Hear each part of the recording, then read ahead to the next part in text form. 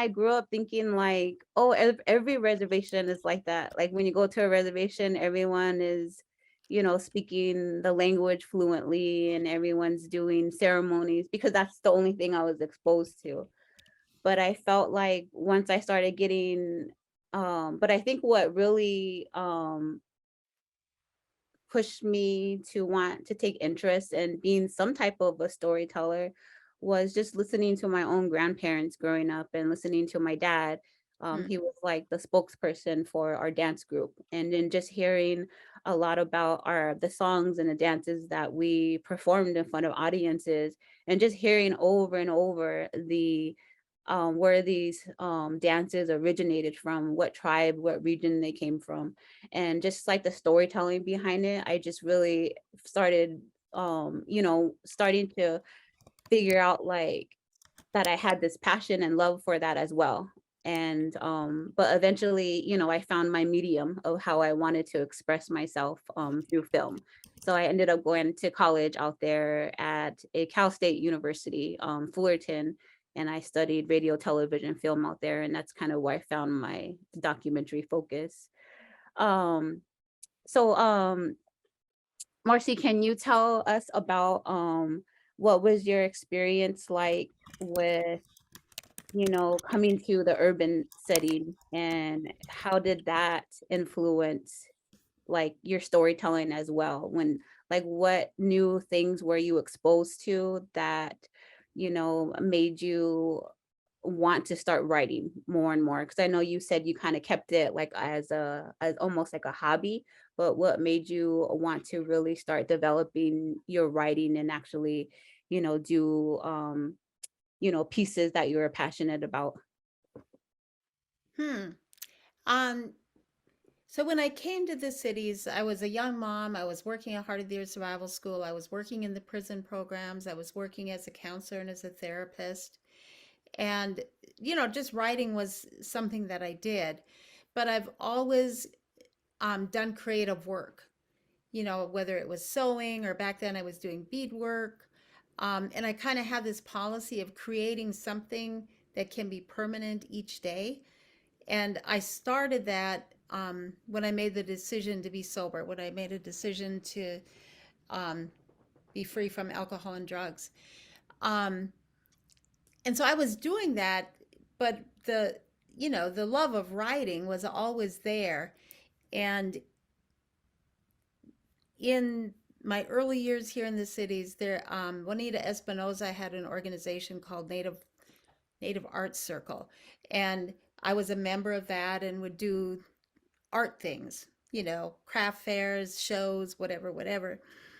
And I remember Gary Farmer was coming to town and he was going to do something at the Playwright Center. And Juanita said, Gary Farmer wants a radio play. And I I had never been to theater.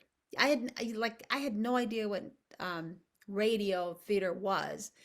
Um, and I guess I'd actually been to a play at Penumbra Theater here, so I knew, like, oh, there's a thing called theater, but I never grew up with theater.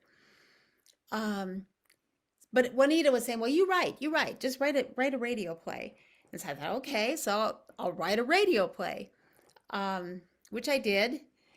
And he never mentioned it, which makes me think it must have been really bad because he just never mentioned it. Um, but I think, like I was, so that was happening where, I was always being asked to write different things for different things. Like I wrote a book about finances for seventh and eighth graders, I believe, out at Shakopee, um, about how to handle your finances. So I was asked to do these different things. And then the job that I was working on or working at was moving out of state. And those of us who stayed here in the cities were given a year's severance.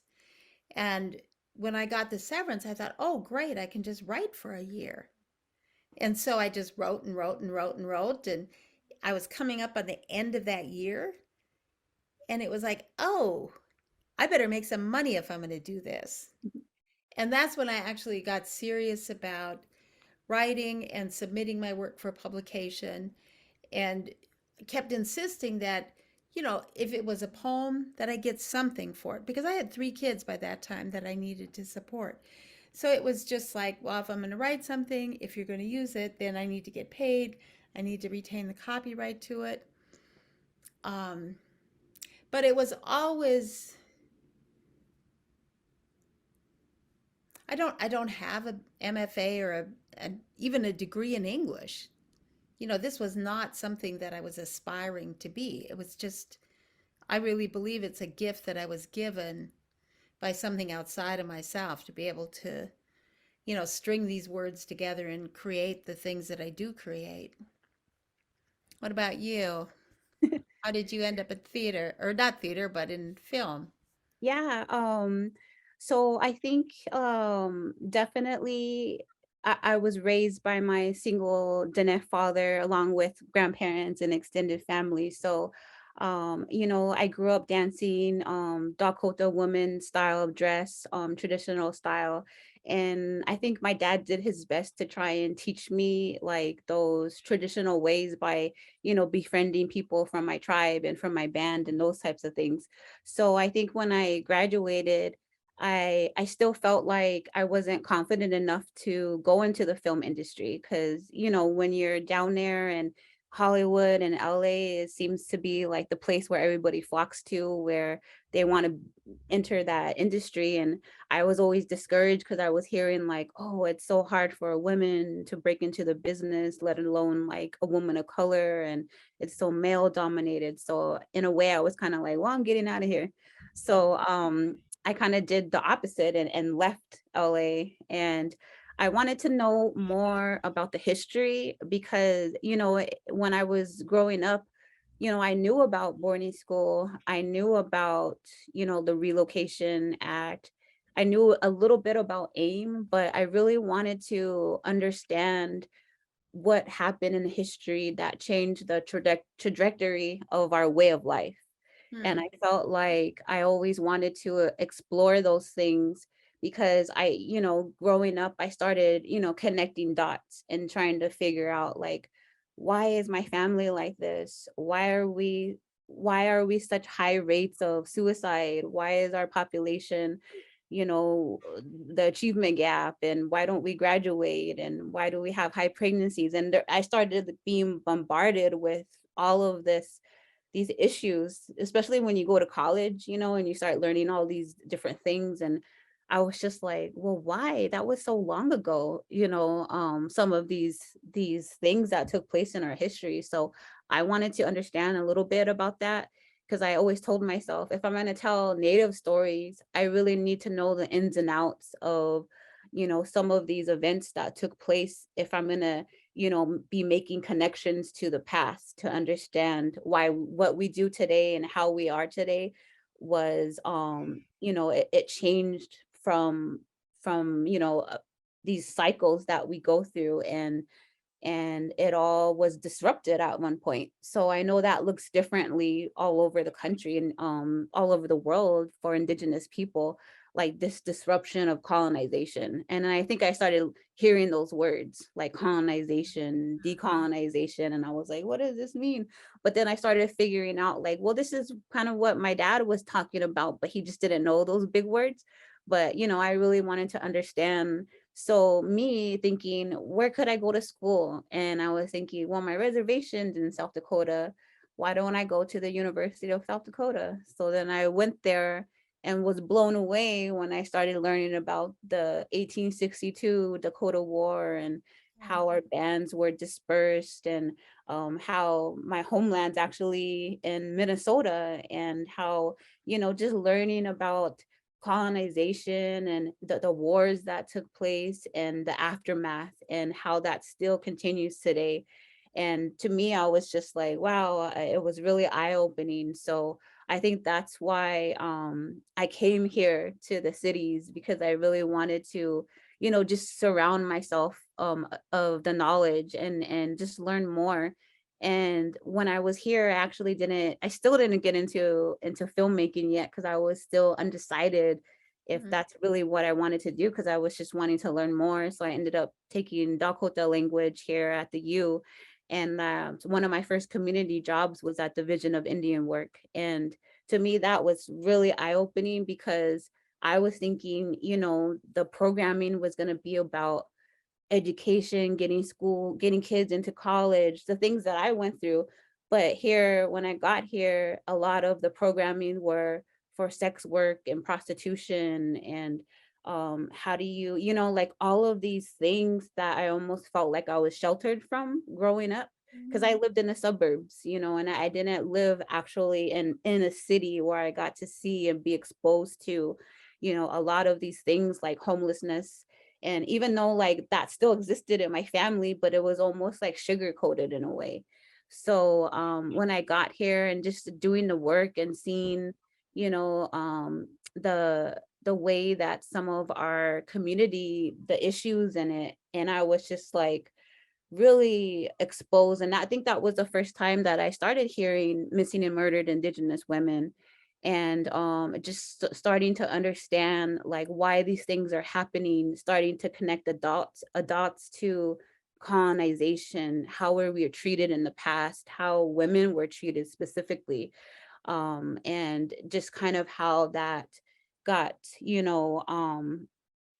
our communities were colonized to a point where now today we fear our own protectors in our communities. There's predators around us, and we have to fear walking down the street sometimes. We have to, fear people in our family sometimes. And to me, I just felt like it was it was as if I'm still living in the past, and I just didn't make those clear connections until I started, educating myself more. And I was thinking, well, if I don't understand this at this age, to imagine how many other, young people don't understand it and are accepting it and normalizing it, normalizing that it's okay if there's alcoholism, it's okay, to that there's so many different abuses that are happening in and around our families and our community. And it's okay to not graduate. It's okay, it's almost as if like even everything down to the foods we eat, and not even recognizing, even our rights to land, to hunting and all of those things. It just felt like you learn those things if you're fortunate enough to go to college or you're fortunate enough to be raised by people that really know those things. But for the most part, like many of us were not exposed to those things. So I think it was during those early years when I first came out here, I was like, you know what, I want to make films about this. I I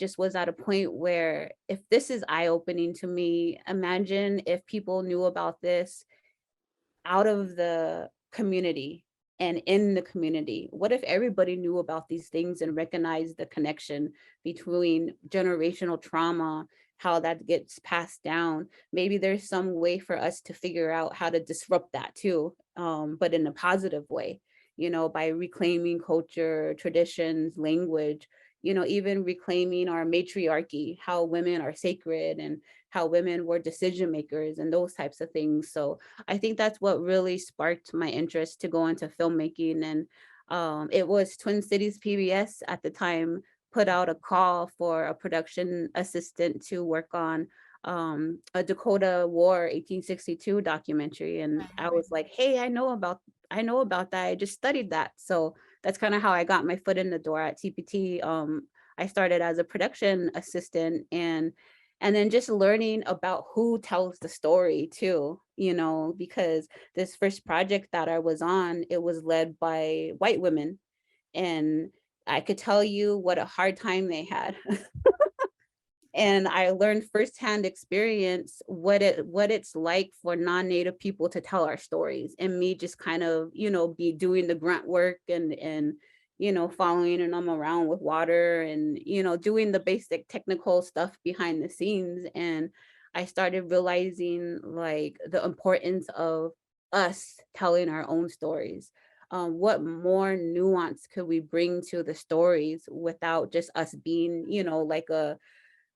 like a person that does like, oh, let's contract her to review something that's already almost finished, like what if it came from a native person, and the whole thought process of creating a story like you're the person that thinks of the ideas. What type of storylines do you want to follow, what type of history do you want to explore, all these different things. I started thinking that motivated me, just being around other producers at TPT and me getting that courage to want to do my own films.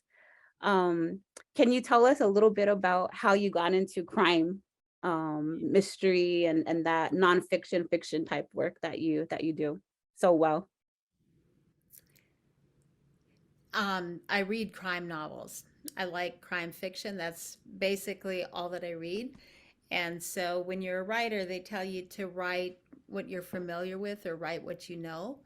So, I mean, I wanted to write in that genre. And so, I mean, but I write everything. I write plays, I write poetry, I write songs, I write the crime novels, I write nonfiction. And if you go to my website, I mean, part of my and children's books, and part of my you know intention in my work is always to create stories that other Native people can identify with.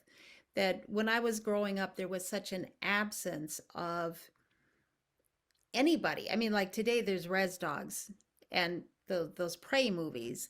There are other images out there that people can say, "Oh, they exist," or they're still alive. When I was growing up, that was, you know, it never happened. And so, I went to school and there was never any children's books with other Native characters in it.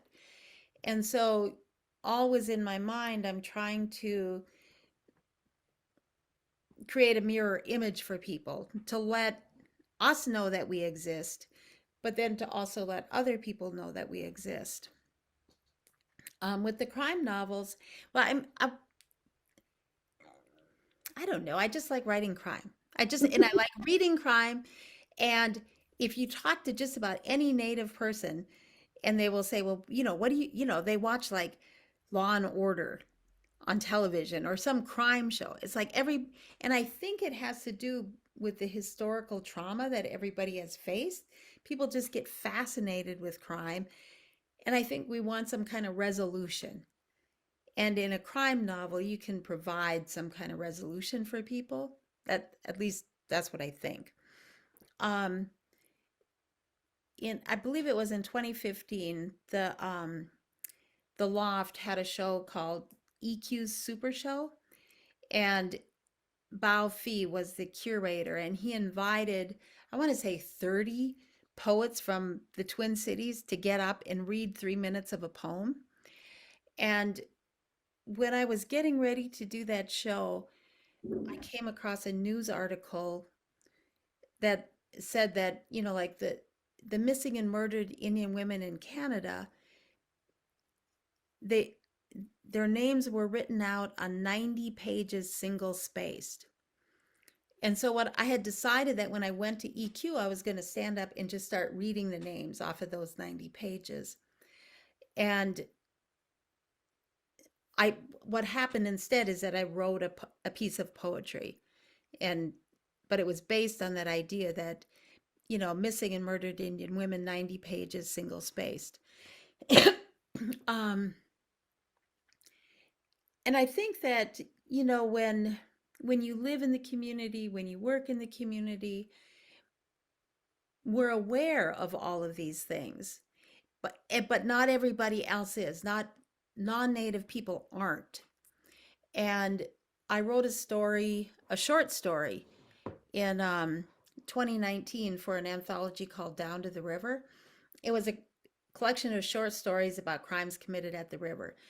And in my story, the woman who somebody tries to kill her, but she's rescued by women in red dresses who are swimming in the water. And, in my bio, I said, and this is in honor of the missing and murdered Indian women. And the editor was a guy out in New York, and he was like, "What are you talking about?" And I said, "There's like 7,000 missing and murdered Indian women." And he said, "Well, we don't know about that." And I think that once I realized that we may know this, but the rest of the world doesn't, that I started, like writing more things to call attention to the issue, but using the vehicle of writing crime, writing poetry. I have a theater piece that's going to be um, a staged reading at the History Theater November 7th called Say Their Names. And it was developed with Out of Hand Theater in Atlanta, Georgia. And but we're going to do a staged reading here, and it's all about the missing and murdered Indian women. Um, for me, it's just like, what happens in the community and what happens around us in our lives are the kinds of stories that I write about, or the poems that I write, or the plays that I write. Yeah. I agree. I'm glad that you mentioned the other genres that you write to, because I think sometimes, when you create something so powerful on a topic so powerful like missing and murdered Indigenous women, you kind of get placed as like an activist, or but I always try to remind people, like, I tell all kinds of stories as well. Like, my next feature is going to be featuring Henry Boucher, the first Ojibwe native NHL hockey player and gold Okay. silver medalist. So, I'm all over the place. I could be doing, environmental type work, and I could be doing, like even fiction stuff. But I think it can, but to me, I'm always like paying attention to the community and paying attention to how can I help uplift issues, or maybe stories, unheard stories before. And similar to your story, I guess probably around like 2015 is when I started hearing a lot of the stories trickling down from Canada, because they had that what was it, like a federal investigation on missing and murdered, and they were really taking it seriously. And to me, like, they're light years ahead of us in some ways up there. And then I was just like, I think it might have been like our weekly news affair show, Almanac, where they wanted to do like a short piece on MMIW because they started hearing a lot of this coming out of Canada. So they sent me over to the first annual MMIW rally and march at the Minneapolis American Indian Center. And I went there and I was just so blown away at the unity and all of these people, community coming together, not just our community, there was community from South, North Dakota, Wisconsin, Iowa, like all these people coming together wearing red.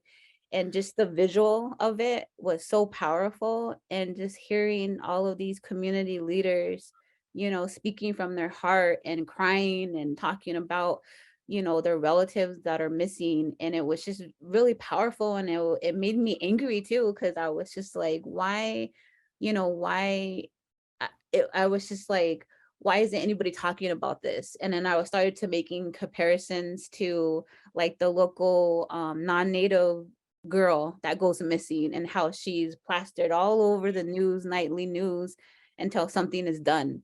And then when that happens in our community, it's just us sharing the person's photo on social media. We don't get any airtime, and it just gets dismissed. And I started just noticing that, and I was just like, well, I have access to this public media platform. I was like, why doesn't somebody do something about this? So then I was like, well, because I better do, I guess I gotta do something, because in a way, like, when you're the only Native person working in a predominantly white institution like that, where you do have access to many resources to get to a wider audience, I feel like in a way it's my responsibility to do that when I can, especially on important issues that aren't seen on a mainstream level. So I think that was the start of that process for me, is getting support, getting funding. Like in my bio, Bring Her Home is funded by Vision Maker Media, and that's just like it's a organization that's funded through the Corporation for Public Broadcasting, but they really focus their funding to help Native producers and directors tell Native stories. And I was seeing that one of their, topics that they're interested in funding was MMIW. So, and then at that time, I was just paying attention what was happening around me. And, in a way in my mind, I was like casting, like, because when we're storytellers, we always have to think of characters, and we have to think of who can we utilize, whose voices can we utilize to tell a story. Because for me, when I'm a storyteller, I do my best to not do like the traditional talking heads, and like just telling you information and just overloading you with facts and figures.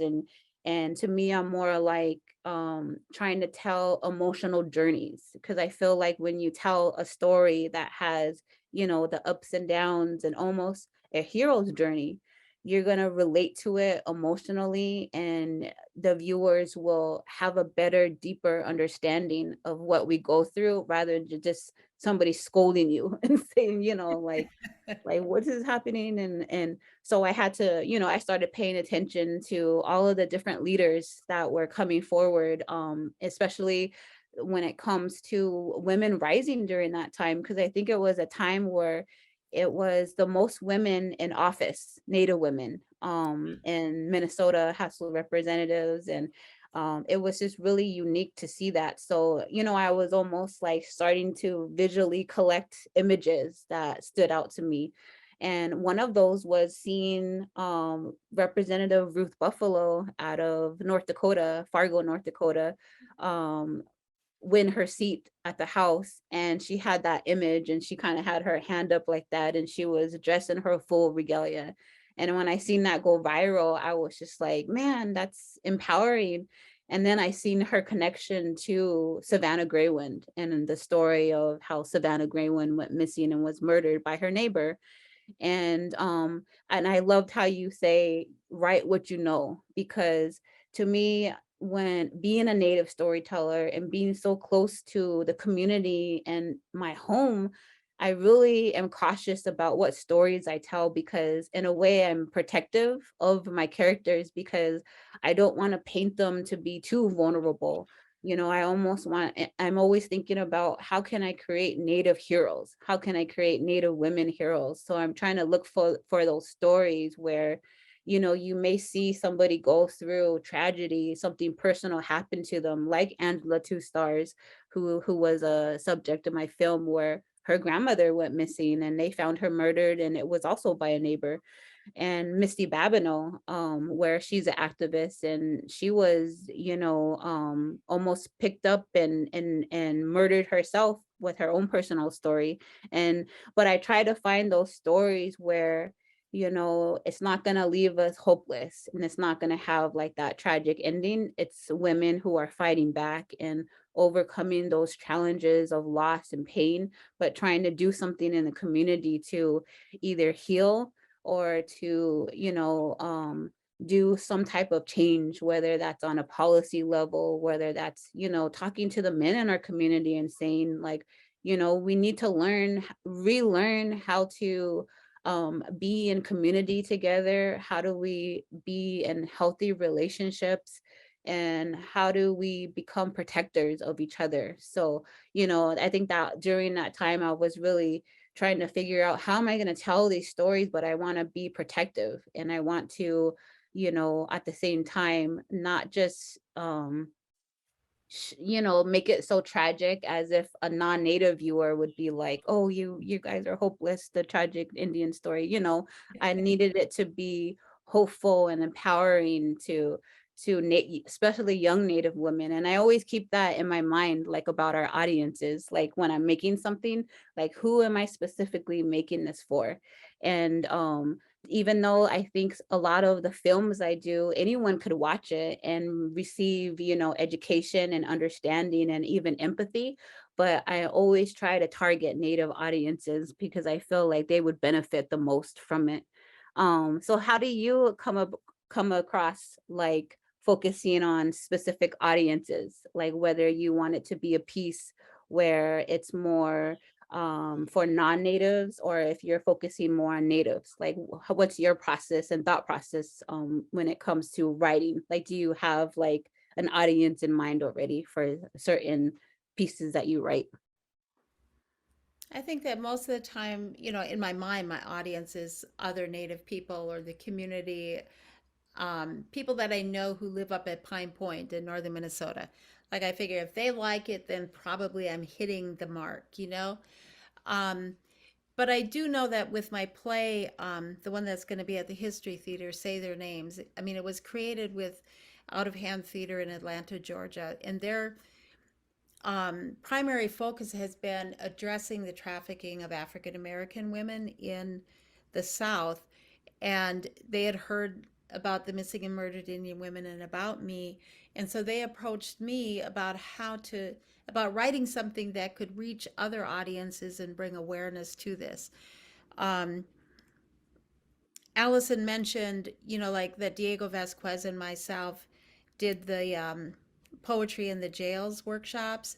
And then we got that McKnight Award for spoken word stuff. Um, there's a misconception. So, like the most trafficked women in the state of Minnesota are Native women. And that's probably been historically true. And it's also true that we are the most incarcerated. So there was one point when I was working on the script for Out of Hand Theater, the Say Their Names project, where oh no, when I was working with Diego and going out to Shakopee, there was one day where 25% of the population in Shakopee was Native American. We don't even compromise like 1% of the entire population in the state. And so the the discrepancy and then what people believe to be true, like it's just incongruent. And so how do I write things that are true and that can shift people's way of thinking, shift their perspective? Um, but I mean it's a strange word. I try not to write to educate. My I always think how can I entertain? And when you use the word entertain, people tend to think ha ha ha or singing and dancing. But when I use the word entertain, I'm thinking about how do I really draw people in? How do I pull them in? How do they become invested in the story, in the character, in the meaning of what it is that that I'm working on or that I'm putting out there. Um, so all that to say, primarily my audience is a Native audience, but with the um, the incarceration stuff and with the missing and murdered Indian women, I'm really trying to educate in an entertaining way non-natives about the reality of the situation. And I'm not just talking white people. It's like everybody doesn't know we exist. They don't know that we still exist. I mean, we saw that when that what is it, the prey? Right. And people were commenting, "Oh my God, you mean there's still a pack? I wish the Comanche were still alive." Like they are, and I was just at a crime writers conference these past few days and people from all over the country, and many people don't know that Native people still exist here, Mhm. like are living. And so trying to just create that, sometimes it gets really frustrating. but you know, but I like to write, so I just keep doing what I'm doing. One thing that you said that really resonated with me was I think you said art is healing. Yes. And one thing that I definitely believe in that too. And especially when I think about a native audience, and how I said earlier too, like when I'm working with subjects and I'm telling and they're trusting me to tell their story, just over my experience of being a native filmmaker, I try to like incorporate even some of my own traditional teachings, like smudging, when it comes to utilizing, medicines like Pejihota, sage, and sweetgrass and tobacco and those types of things. So I try to incorporate that into the process, when it comes to, asking people to share their stories. And, even when we're talking about painful incidents that happen to them, I'm always, make sure those items are there, like they're holding them, or when they're speaking, so they feel, like that inner strength. And we smudge afterwards. And I noticed too, like, when I'm editing, that a lot of these medicines become like reoccurring motifs through my film. And I think sometimes like non-native audiences want to hear that explained. And to me, I'm just like, well, if you don't understand it, then it's not for you. So I'm always thinking of ways like, how can I subliminally, like, visually, show native people that we need those things in our lives to heal. And that we, not that like it's specifically you need to do this and that. It's more or less just showing these things reoccur. Women are holding them, women are using them, they're always being, there's, at all of our events, it's always like the first thing that we do, especially, the feeds and even giveaways, and trying to always incorporate those teachings, without an explanation, because it's almost as if I'm trying to remind our people, remind the native audiences that we need to do those things in order to balance ourselves, in order to, you know, um, just set good intentions for ourselves, and always ground us and make us feel that we need to incorporate those things, because those are the things and the tools that help us heal. And I loved how you say just speaking. I think one time you were saying just speaking these and writing them, like that's not Mhm. only healing for yourself, but the people that are consuming it, it's healing for them too. Because when you're at a point where you never heard your own story told, and Right. then when you read it or you visually see it, it's just like, oh, they got me, like that happened to me too. Or I used to do that growing up too.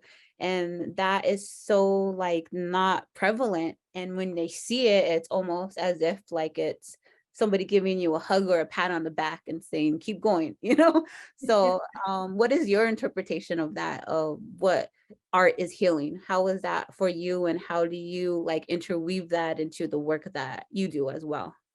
So I think I said earlier that when I sobered up, when I quit using alcohol and drugs, I made the decision to try and create something permanent every day, some piece of artwork, whether that was writing, sewing, beading, drawing, photography.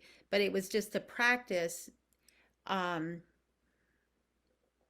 that just art is healing. When you're creating, you're not destroying. And so it's the opposite of destruction to create. And so that's been my policy for, 40 some years now. Um, something that I live by. Um, I don't, the only time I include anything, a spiritual practice in anything that I write, whether it's in a story or for stage, is if it's necessary. Because I just get so tired of people thinking that what we're doing is this woo woo thing.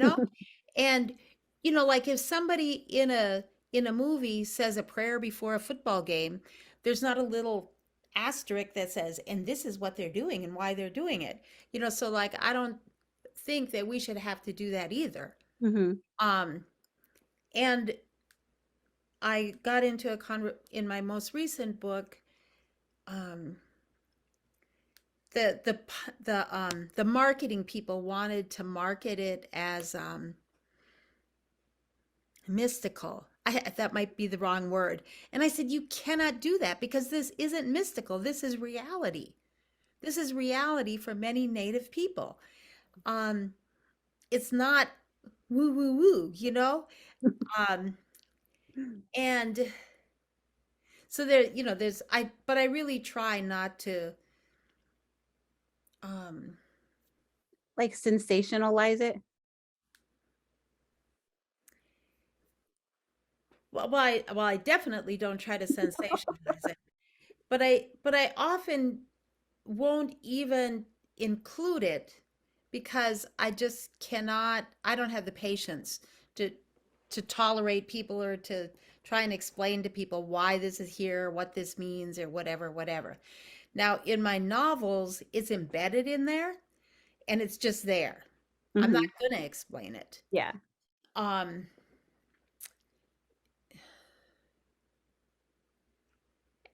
yeah. I have a one play that I wrote, Songcatcher, where there was a lot of spirituality in it.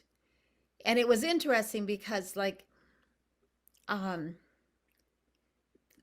in one production they wanted to project Medei pictographs onto the wall. And no matter how many times they tried to do it, it just wouldn't work. And so it was like that's, you know, Hmm. sometimes things are totally out of our hands. Yeah. Um, Yeah, I totally agree because sometimes when I put those things in it and then I get like the non-native executive producer saying like, well, what's going on there? And like, you should do the asterisk and say what this is and why they're doing it. So the audience, the larger, what they're meaning, what white audiences, because that's what who watches PBS most of the time could understand. And I'm just like, well, my answer is like, we're in the day and age where everyone's really promoting, BIPOC stories to be told by BIPOC. And I'm always saying that anytime I see like a non-native PBS documentary that's native themed, it's always about us, like we don't exist now. exactly. Yeah. And it's never for us, Mhm. like Yeah. it's always about us. So I'm just like, why don't you have a native producer here, give me an opportunity to create something for native audiences, Yeah. and it'll be that much better. I always tell them, don't worry, people will watch it because you're Mhm. getting something more authentic and nuanced where you don't need the information to be spoon fed to you, which is kind of like how most programming is. It's always like watered down, it's always like very simplified, but you can never go deeper. How I was saying earlier, when you make all these connections back to historical trauma and these cycles of abuse that we're trying to break, it's just like we can't ever go there because we always have to stop and pause and give a native lesson, with the same pictures of, wounded knee, like we're Yeah. all from wounded knee, you know what I mean? Like it's always like that specific incident, and that's the only incident that occurred, when those incidents happened everywhere in our backyards. So I'm always like trying to, I'm glad I have a good support system now where people are really opening their eyes to that and kind of letting me do what I need to do and not have to put an explainer on everything, because like I just feel like sometimes we don't have to cater to a specific general audience, where because I just feel like it gets watered down and we never get to the deeper issues because we're always busy explaining, that we're still here today. Yes. So I'm looking right now in the chat, and it looks like we're gonna start opening it up to questions. If anyone's in the room that would like to ask me or Marcy a specific question about, our writing process or the project that we previously worked on, We're all ears. Yeah, this has been such a rich conversation. I'm just so grateful that you guys were just so, uh, I, there's so much to respond to here. And yes, we do welcome questions from the audience, but I also want to encourage people um, to purchase Marcie's books, to watch Leya's films, so that you can, if you haven't already, to get a greater understanding of what they are talking about. I am just kind of blown away by so much of what you said, Leya, talking about studying the past in order to understand the present and the future. Because of things that you didn't learn while you were growing up in LA, and that you came here to Minnesota, and you began to learn things. That's absolutely fascinating and gorgeous. Marcie, I love that you try not to educate. It gets so exhausting. Hmm. It is absolutely exhausting to try to educate white people all the time, but you try to educate them through entertainment. And I'm loving this conversation. There are a couple of questions in the chat. Um, First from Crystal. It's interesting that Marcie is an independent artist and Leya works for a large organization. What do each of you enjoy about your work situation? And what do you think might be nice about the other's situation? Interesting question. So I have been self-employed for God knows how many years now, and never really worked a job. I mean, I worked at Heart of the Earth. I worked part-time at different organizations. I worked as a sort of semi-independent therapist, counselor. I really am not the kind of personality that would fit well in a 9 to 5, go to work every day, show up. So I don't even think that there would be anything nice about maybe the paycheck, but other than that, it's never been one of my driving goals. What about you, Leah? Oh, so I work for Twin Cities PBS, and I just celebrated my 10th year anniversary there. And I think, what was the question? What do we like about it? What do we enjoy about it? Um I think I like the stability, because I know how hard it can be for an independent filmmaker. Just worrying about working so hard on a project, but yet you're still having to worry about what the next project is. And and then because um I feel like a lot of people have to work on multiple projects at one time to, receive the income that they need. But I feel like I do like working at Twin Cities PBS because to me it has that stability where I have like resources, access to resources and support around me. So, when I'm making a film, I get like a whole team behind me. I get a production manager that manages my budget because I'm not good at numbers. So I'm okay with, because I think when you're independent, you have to probably up your rate more because you probably have to do a lot of that admin work yourself when it comes to like having a budget and making sure that you're contracting certain crew members and worrying about invoices.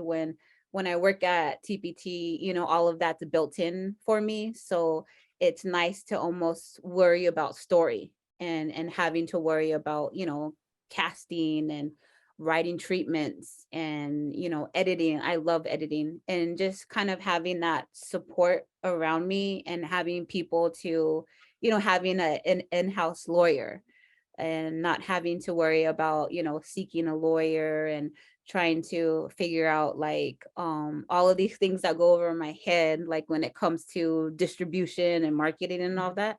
That's what I love about TPT, because there's just so much support there that it really allows me to focus on the craft which is the storytelling itself. So that's what I love about it, working in this institution, and just being, valued, because I do feel like I'm valued at TPT, because I do believe they understand that there's a large population here of Native people, and they want to cater to them. They want to create content for them. So I'm just glad that I could be, that liaison between this institution that's, pumping out content for public, but also paying attention to what are the wants and needs of the community. What content do they need in regards to, even like things that Native teachers could use in the classroom, and I really do value like my place at TPT, because I just really love, having access to like a mainstream platform, and, even just having that ability to tap into a large audience, like with the release of one film. So I think that's kind of the security around it, and the resources is what I love about working in an institution. Yeah, there's a lot to be said for both of your points of view, for working independently, and there's also a lot to be said for working in a corporation. A lot depends on your own personal point of view and the way that you prefer to work. And you're both, really successful in your own, way of doing things. That's awesome. I want to remind the audience, there's in the chat, there is a survey that we'd like for you all to fill out before you leave. But don't leave yet. We're still together. And Ramona Stately, hello, Ramona. She has a question for both of you. What I'm sorry, I don't know how to say the word that looks like it's probably thank you to both of you for inspiring us and using your gifts from the Creator and your good intentions, and keeping the healing of the Oyate front and center. Do you think there would ever be a time that you two would work together? And actually, I was going to ask the same question. I can just see some beautiful work happening with you two connecting and collaborating. I would love that. Like I my most experience is in nonfiction documentary work, but to me, I always say that there's really no difference to me between nonfiction storytelling and fiction, because I'm always focusing on a story arc, and I see the subjects as characters, and I try to like structure my story as if like it's a journey, like a character is going on and a transformation happens, and it's a lot of the same techniques that you see in like screenwriting for fiction. So I'm always like, I wish I could do some type of fiction too, and I know Marcie does great fiction writing, so maybe one of these days I could bring one of your fiction works to screen, to life, to but I'm always wanting, that's my next goal in the future, is Ah, to okay. make some type of a fiction work. Yeah. I mean, I did that piece with TPT, the Native Creative, totally blanking on the name now. Creative,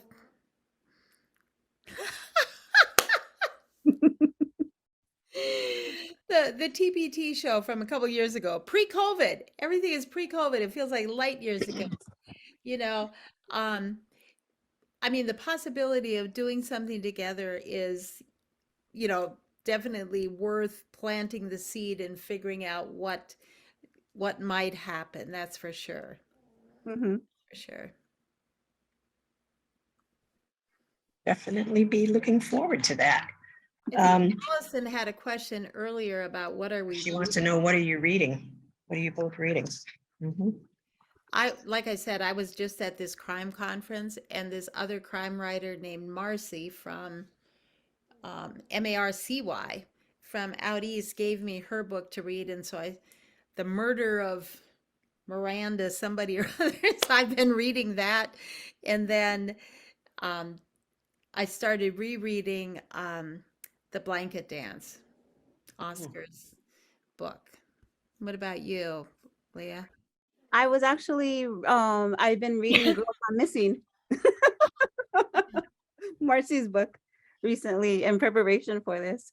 Another thing too, just prepare, I do a lot of my reading is in preparation for, projects and stuff like that. So I just gone through Henry Boucher's autobiography Right, as right, well. right. It's been, helping me create the storyline for his upcoming documentary. So I've been like, going through that for the past few months now.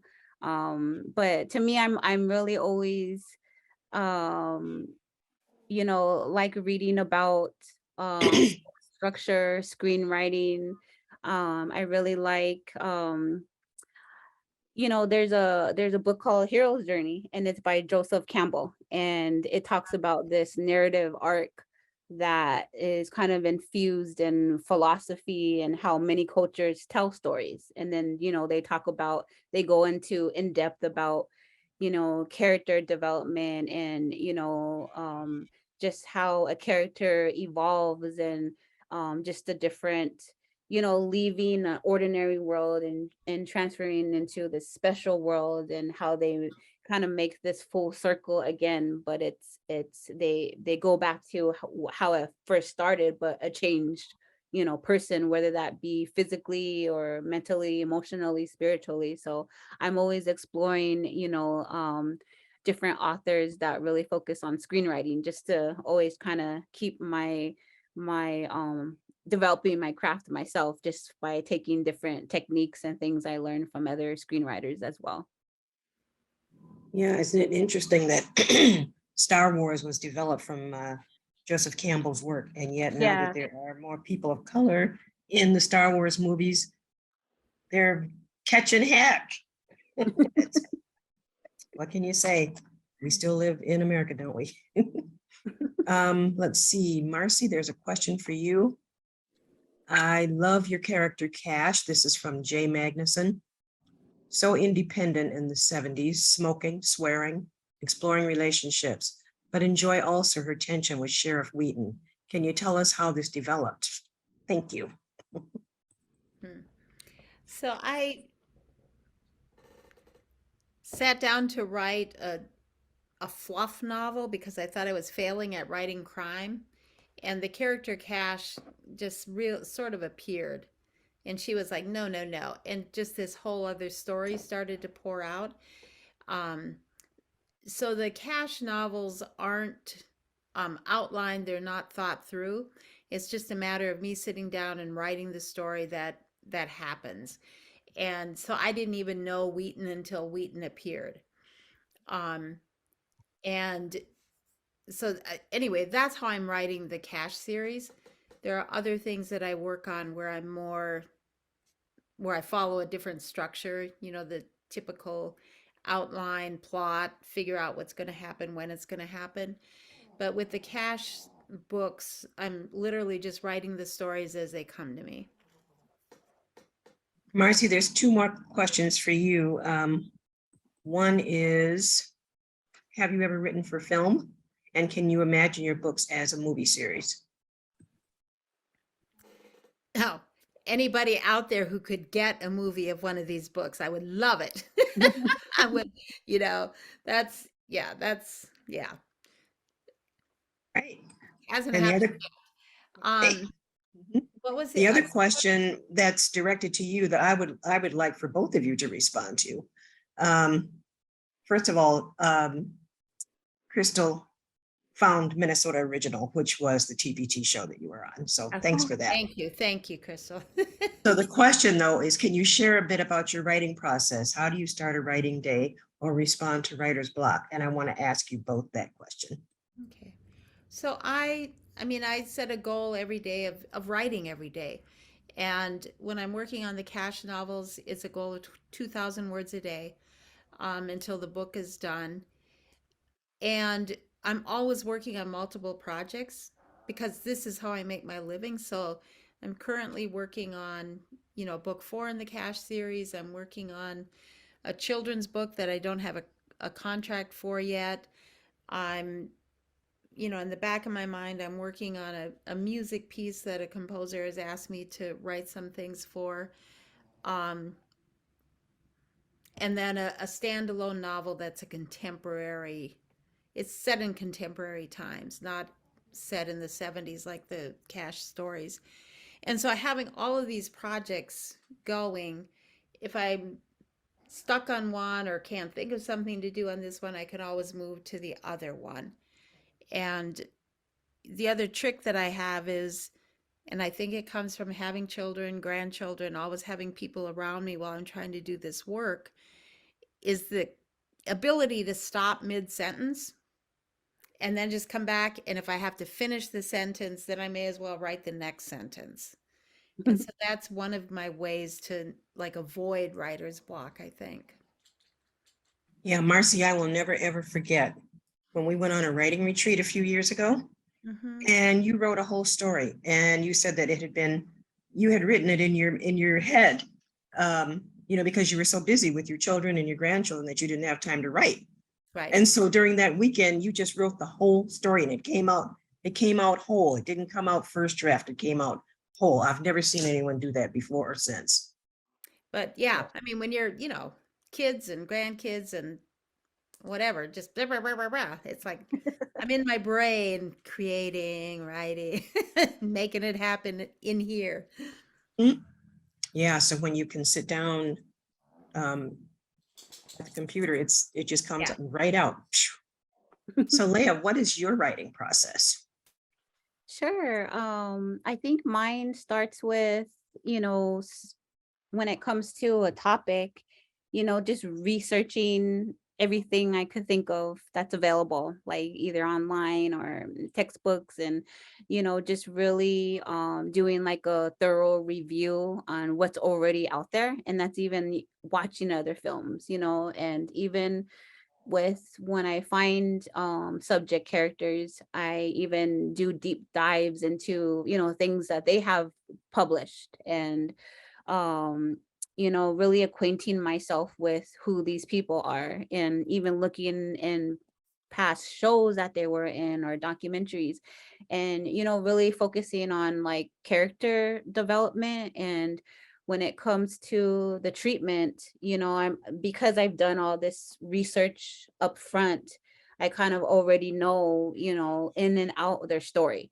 And that also includes pre-interviews, before we even get to the on-camera stuff, just writing and listening to their story, writing it, and then coming to a point where I have all this information, I know the story for the most part that I'm gonna tell. And then it's drafting a treatment, like breaking it up into the 3-act structure, already figuring out like what I'm gonna, and then some of this may not, I just like the planning process because I feel like it's a roadmap, and you're really, creating a thorough guide for yourself. And even though, life happens and just something out of the ordinary happens, and if anything, if it like it, you kind of like might stir away for a little bit from this plan that you created for yourself, the writing of the treatment or the outline. But I feel like when things life and these things happen to characters along the way, then it just makes the story that much better. So sometimes not sticking to the plan is a good thing. But I really like the treatment and the outline, because I'm already, before I even done the interview, before I like filmed anything, I'm already like trying to map out what's going to happen in the story. And I know people think like that's counterintuitive, like, well, that's not documentary, like they think like there's this term people use where you're finding the story on the editing bench. And to me, that's kind of if you have a lot of money, that's good to do. But when people just go out there and shoot for years and years and years, and then they have this massive amount of footage, and it takes a lot of time, to go through it and to figure out. But to me, I feel like with limited resources like TBT, it's nice to be at TBT, but we don't have like multi-million dollar budgets like these Marvel movies have, so you got to be strategic and you got to a plan already ahead of time, you know, what things you have to film. But even the editing process is writing too, because you're using people's, spoken words through Right. interviews to write the story. And usually it's coming through out of my mind because, especially when it comes to multiple storylines being interwoven with each other, multiple characters, you have to pick and choose what's going to move the story forward, what's going to be like the inciting incident that happens that sets somebody on a journey of change, or what's going to be, like the downfalls, the pitfalls, the obstacles that some of the characters have to endure to overcome, to get to where the story's going to end. And just figuring out what that ordeal is, the crisis, the climax, already mapping it out, where sometimes if it doesn't end up happening, where you're just like, actually this event is, how you can plan, and you could say like, oh, this terrible event that happened, somebody, passed away, that's gonna be the crisis of the crisis climax. But then all of a sudden, like, something else may happen, or you might discover along the way that, well, that's actually not the inciting incident. This is really what disrupted this person's life. And then you can change it around, almost like Lego blocks. But if you have it a well-written plan before you even start filming, to me, I just feel like it's much more smoother, the process, and you're able to, you don't feel lost. And I think that's what was happening early on in my career, because I didn't know that, I was almost waiting for somebody to tell me how to write a documentary, how to actually do it, like A, B, and C. And I was just like kind of lost and trying to figure out like why isn't I don't see any really focus on the writing part of it. But then I started, tapping into a lot of my college years, the courses that I was taking at the time. And I was taking a lot of fiction, screenwriting courses and story development courses. And I started applying those methods to documentary. And that's what really helped me, because I'm more of a like person that needs a formula. I need to follow something. So that's when I kind of started discovering that they're kind of the same, when it comes to storytelling, when it comes to like somebody's life in particular. Like you could fit it as if you're making a movie, a fiction movie, by utilizing these elements of what happened in somebody's life that changed them. What was the rise and fall, what are some tests that were, who were their allies, who were their mentors, in their story. And even when I'm working on films that aren't character, like I guess you could say not strong character based, it's more like topical. Like, and then I almost have to envision the topic being the character. So I like, for instance, I did this one documentary about it's called Climate Smart Cities, and it's about different cities in Minnesota going over to Germany and learning about the new technology and innovation that they're doing around um green energy.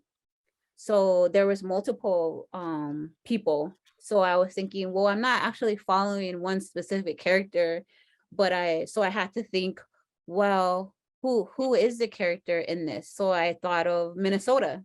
Minnesota is the main character. So I'm kind of seeing how Minnesota is changing during this story that I'm talking, that I'm telling, in regards to how is it becoming more green, and I had to almost visualize the concept of the state being the character itself. So I'm, always having to be innovative and trying to figure out like, how do you tell a story when you just don't have like the privilege of having actual characters to follow, but you have to find other ways to get you, through the beginning, middle, and end, but to make it make sense, where, and entertaining too. But definitely when it comes to writer's block, I love listening to other filmmakers. I sometimes, like, when it's really hard and I just am having a hard day and I just can't like write, or I can't, get into editing, then, I take breaks. I have three children, going to the park with them. And I'm always like taking, like my phone, and I'm listening to other people even talk about their struggles. Like, like I'm always, if I always could relate to somebody else's struggles, then it makes me feel like, oh, I'm not alone. Like everybody goes through this. And then I'm learning about techniques that other people use. And I learn about, like, listen to other filmmakers when they talk about where they get their inspiration from. So I'm always just like constantly listening to how other filmmakers do it, even if it's famous people like Spike Lee, like, not that I'm comparing myself to him, but I'm always, when you hear other successful people talk about, their challenges, it humanizes them. So it makes you feel as if like, hey, like they went through the same thing that I'm going through. So, I learn about, the directors and the producers of my favorite films, and then I just start listening to them. And I like listening to them because they're telling you, the behind the scenes stuff, all the difficulties of what it took to make Forrest Gump. You know what I mean? Because we always just see the end product and we just think, oh, they're masters at their craft. But I think when you really start studying some of the people that you admire, you start to learn, of their flaws and of their challenges, and it just makes you feel like, you're not alone and you can overcome these barriers just like they did. So I could listen to you guys all night, but I think we have run out of time. Thank you both. Thank you all. And I was just sitting here thinking, like, this is the greatest job I have, to sit and listen. There was that question about jobs, and like, and I just really am happy and thankful for them taking the time tonight and just getting to listen to their stories. And I really appreciate it. So thank you all for coming tonight. And thank you, Carolyn, for getting this all going. It was such an amazing conversation. Wow, so rich, so beautiful. And I just want to thank everyone again, Marcie and Leya. What a beautiful conversation. Allison, your role in introducing everyone, and Kia, just thank you for everything. And everyone who's here tonight, have a good evening. And we hope to see you at the writing workshops and in future events as well.